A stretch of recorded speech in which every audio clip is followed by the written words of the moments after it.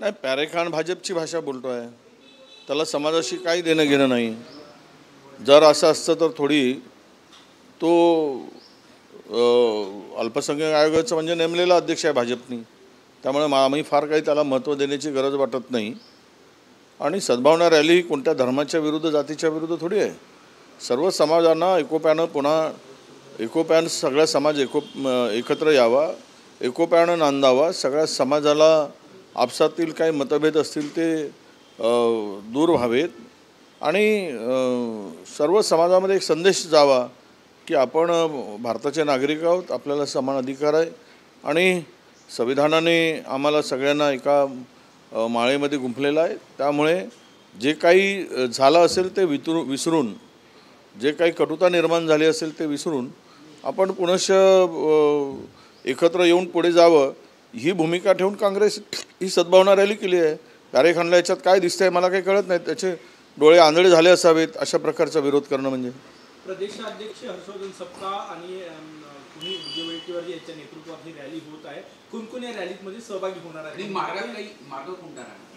मार्ग आता आम्ही बदलतोय. आमचा छत्रपती शिवाजी महाराज पुतळा महाल तिथून ती रॅली काढण्याचं आता हे होतं आहे. कारण आणि या रॅलीमध्ये सर्व स्तरावरचे सर्व नेते, विदर्भातील असतील, महाराष्ट्रातूनही काही भागातून नेते येणार आहेत आणि शहरातील ग्रामीणमधून काही सगळे नेते. मी चन्नीथाला साहेब आहेत आमचे प्रभारी, प्रदेशाध्यक्ष आहेत हर्षवर्धनजी सपकाळ, अशा यांच्या नेतृत्वामध्ये ही रॅली निघते आहे आणि ही ताजबागपर्यंत ही रॅली जाईल. महालच्या छत्रपती शिवाजी महाराज पुतळ्यापासून ताजबागपर्यंत हा प्रवास असणार आहे. नाही, आता पोलिसांच्या पेक्षा जे अंतर आहे आणि एकूण हे आहे त्यामुळे तो छत्रपती शिवाजी महाराजांच्या पुतळ्यापासूनच हे सुरू करावं असा आमच्या अनेक कार्यकर्त्यांचा मत होता. त्यामुळे त्या सगळ्यांचा विचार करून तो निर्णय घेतलेला आहे.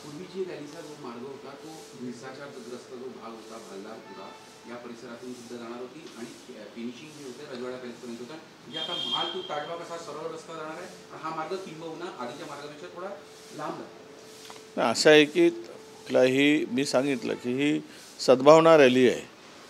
काँग्रेस नेहमी सर्व जातीचा धर्माचा विचार करून काम करणारा पक्ष आहे आणि सर्व धर्म समभाव ही बांधिलकी आमच्या पक्षाची आहे आणि त्यामुळं आम्ही काही विष पेरणारे नाहीत. आम्ही काही समाजामध्ये धर्मामध्ये आग लावणारी माणसं नाहीत. त्यामुळे कोणी काय म्हणतं याकडे आम्ही दुर्लक्ष देत नाही. आम्ही सगळ्यांनी मिळून जो काही मार्ग ठरवला त्या मार्गाने रॅली जाणार आहे.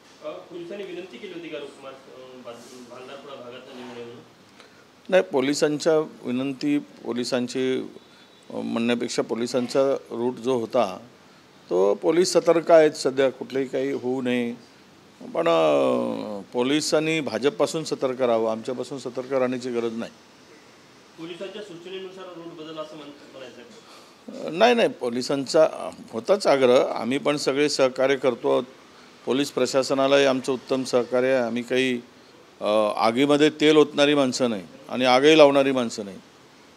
जे विचार आग लावणारे आहेत त्यांच्यापासून पोलीस सावध आहेत असं आपण समजूया.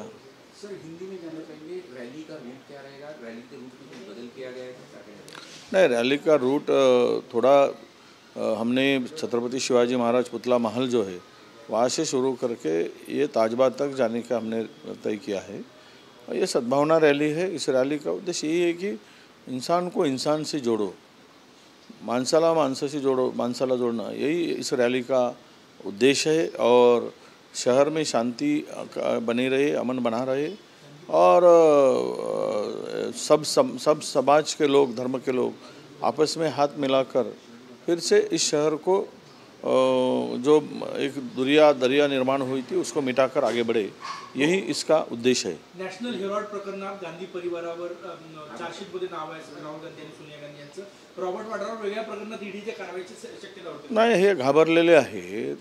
वाचलेत मोदी सरकार 2024च्या लोकसभा निवडणुकीमध्ये, त्यामुळे त्यांना भीती वाटते आहे. 2014मध्ये विकासाचा मुद्दा घेऊन निवडणूक लढलेत, तिथे त्यांना यश काय प्रमाणात मिळालं आणि चांगले हे मिळाले.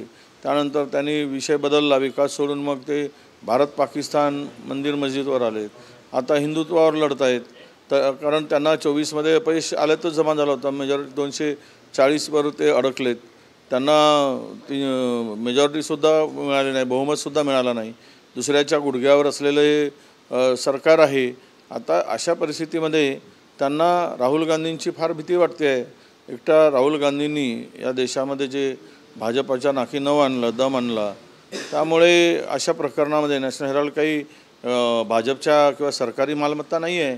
ही सरकारी मालमत्ता काही खाली न घेतली, ती त्यांच्या पिढीजात याच्यापासून उभी झालेली नॅशनल हेराल्ड हे वृत्तपत्र आहे, त्याची ती संपत्ती आहे.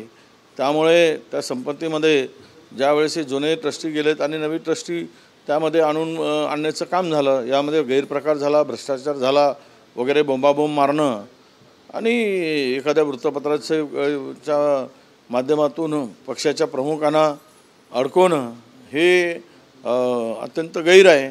आणि हे धंदे भाजपचे जुनेच आहेत. ईडी CBI वापर करून आता सर्वोच्च नेतृत्वाला आज ठीक आहे, आज सत्ता तुमची आहे, पण हे जे पेराल ते उद्या उगवेल याचे भान जरा सत्ताधाऱ्यांनी ठेवून काम केलं पाहिजेत. कधी नव्हे एवढं विषारी निर्णय यापूर्वी कधी झाला नाही एखाद्या पक्षाच्या प्रमुखाच्या संदर्भात.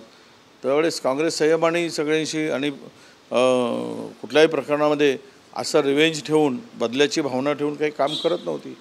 यामध्ये कुठलाही भ्रष्टाचार नाही, फक्त राजकीय द्वेषापोटी आणि राहुल गांधींच्या भीतीपोटी त्यांना या प्रकरणामध्ये अडकवलं आहे, असा आमचा स्पष्ट आरोप आहे.